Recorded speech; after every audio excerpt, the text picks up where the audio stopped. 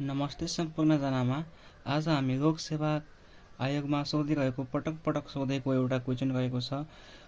यसको pattern change भएर पनि अर्को क्वेसन सोध्छ, तर कन्सेप्ट यही नै रहेको हुन्छ। यो क्वेसन के छ भने, तल दिएका म्याट्रिक्स चित्र पुरा गर्न खाली ठाउँमा यानि कि यो वाट लागेको ठाउँमा कुन अक्षर राख्नुपर्छ हैन।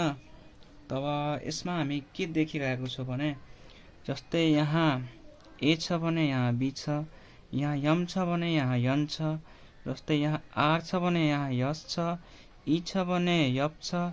अब यु छ भने यहाँ के हुनुपर्छ?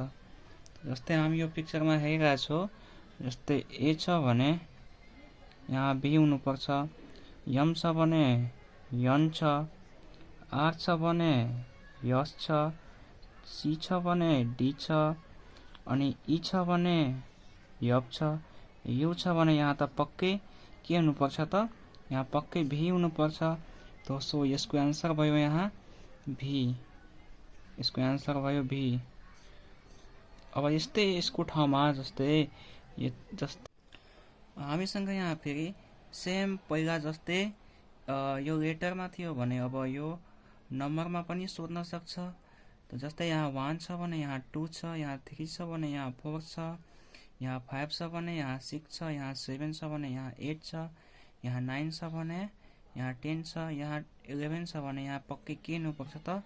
यहाँ 12 हुनुपर्छ। योमा 12 हुनुपर्छ। तपाईँ नायक सेवा खरिदार अथवा अन्य कुनै लोकसेवाको तयारी गरिराख्नु भएको छ भने हाम्रो च्यानललाई सब्सक्राइब गर्नुहोला। हामी यस्तै आइक्यू, जेनरल नलेज तथा तपाईलाई जुन टपिक गाह्रो लाग्छ त्यसको भिडियो हामी लिएर आउँदै गर्छौँ। धन्यवाद।